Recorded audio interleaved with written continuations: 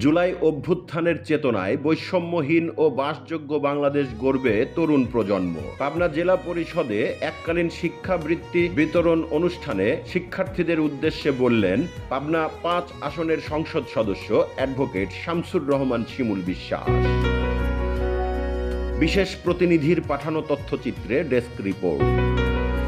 জেলা পরিষদের আয়োজনে এবং দপ্তরের নিজস্ব অর্থায়নে প্রতি বছরের ন্যায় এবারও পাবনা জেলার অসচ্ছল ও মেধাবী ১২০ জন শিক্ষার্থীর মাঝে এককালীন শিক্ষাবৃত্তি বিতরণ করা হয়েছে। ৪টি ক্যাটাগরিতে ১০, ১৫, ১৮ ও ২০ হাজার টাকা হারে মোট ১৩,৭০,০০০ টাকা শিক্ষাবৃত্তি প্রদান করা হয়।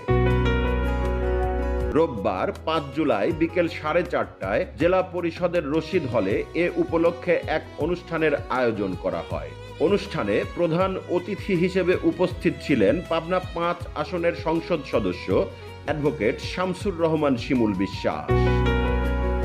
প্রধান অতিথির বক্তব্যে তিনি বলেন, বাংলাদেশের সর্বশেষ সংকটময় পরিস্থিতি থেকে দেশকে মুক্ত করার যে স্বপ্ন জাতি দেখেছিল, সেই স্বপ্ন বাস্তবায়নে স্কুল কলেজের শিক্ষার্থীরা গুরুত্বপূর্ণ ভূমিকা রেখেছে। মহৎ একটি স্বপ্ন ও দেশপ্রেমের চেতনা নিয়ে তারা এগিয়ে এসেছিল, যা দেশের মানুষকে নতুন আশার আলো দেখিয়েছে। তিনি বলেন, আমাদের প্রিয় মাতৃভূমি বাংলাদেশ ঐতিহ্য, প্রাকৃতিক সৌন্দর্য ও সম্পদে ভরপুর একটি দেশ। পদ্মা, যমুনা, ইছামতি সহ অসংখ্য নদ নদী বিধৌত পাবনার সৌন্দর্য যেমন মানুষের হৃদয় জয় করেছে, তেমনি এ জেলার বহু কৃতি সন্তান জাতীয় পর্যায়ে গুরুত্বপূর্ণ দায়িত্ব পালন করে পাবনাকে মর্যাদার আসনে অধিষ্ঠিত করেছেন। তিনি আরো বলেন, প্রায় 450 বছর আগে এই বাংলা ছিল পৃথিবীর অন্যতম সমৃদ্ধ, সম্পদশালী ও অর্থনৈতিকভাবে স্বয়ংসম্পূর্ণ জনপদ। পাঠান, মারাঠা, বর্গী, শক, হুন, পারস্য ও ইংরেজ সহ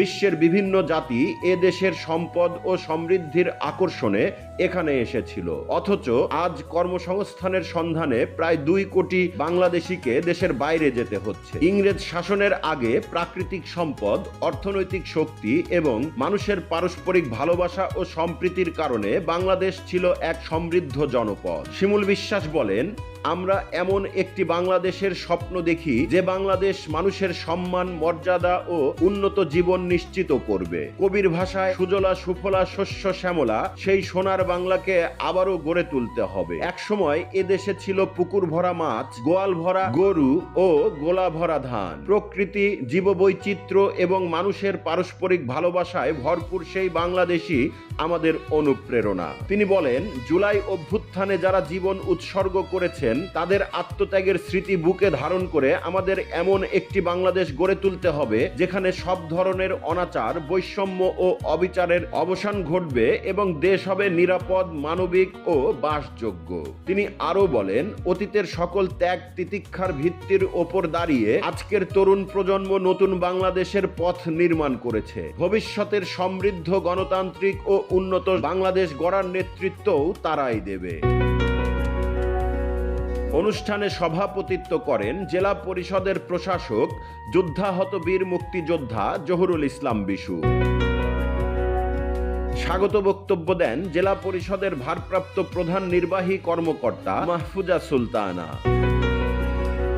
বিশেষ অতিথির বক্তব্য দেন পাবনা ট্রাক মালিক গ্রুপের সভাপতি মোজাম্মেল হক কবির, পাবনা প্রেস ক্লাবের সভাপতি আখতারুজ্জামান আখতার, জেলা বিএনপির সদস্য সচিব অ্যাডভোকেট মাকসুদুর রহমান মাসুদ খন্দকার, সদর গোরস্থান ও ঈদগাহ কমিটির সভাপতি আলহাজ গোলাম রব্বানী কামনা এবং অস্ট্রেলিয়া প্রবাসী সাবেক ছাত্রনেতা ও বিশিষ্ট সমাজসেবক ফিরোজ খান রঞ্জু।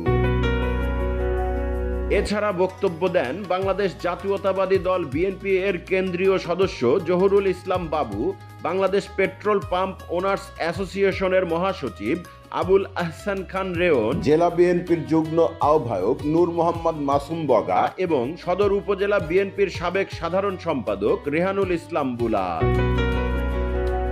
শিক্ষার্থীদের পক্ষ থেকে ধন্যবাদ ও কৃতজ্ঞতা প্রকাশ করে বক্তব্য দেন সরকারি এডওয়ার্ড কলেজের প্রথম বর্ষের শিক্ষার্থী মাইশা ইসলাম এবং জগন্নাথ বিশ্ববিদ্যালয়ের স্নাতক প্রথম বর্ষের শিক্ষার্থী মোহাম্মদ শান্ত খান। অনুষ্ঠানে উপস্থিত ছিলেন জেলা বিএনপির যুগ্ম আহ্বায়ক আবু ওবায়দা শেখ তুহিন, সদর উপজেলা বিএনপির সাবেক সভাপতি AKM মুসা, সদর থানার ভারপ্রাপ্ত কর্মকর্তা তারিকুল ইসলাম, জেলা কৃষক দলের সহ সভাপতি হাবিবুর রহমান বাচ্চু, জেলা লালন স্মৃতি পরিষদের সভাপতি সিরাজ মাহমুদ, সদর উপজেলা মহিলা দলের সভাপতি মহসিনা খান সেতু, সাধারণ সম্পাদক জিনিয়া আফরোজ সহ 1.5 শতাধিক শিক্ষার্থী, প্রিন্ট, ইলেকট্রনিক ও অনলাইন মিডিয়ার সাংবাদিকবৃন্দ। সম্পূর্ণ অনুষ্ঠানটি সঞ্চালনা করেন জেলা পরিষদের প্রধান সহকারী মতিয়ার রহমান। অনুষ্ঠানের শুরুতে পবিত্র কুরআন থেকে তিলাওয়াত করেন নূর মোহাম্মদ মাসুম বগা এবং গীতা পাঠ করেন শিক্ষার্থী মৌপর্ণা সাহা প্রেমা।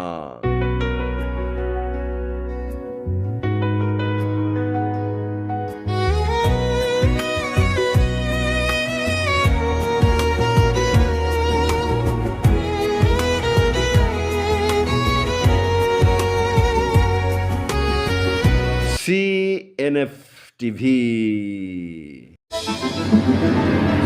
CNF TV, আমাদের দৃষ্টি জুড়ে বাংলাদেশ।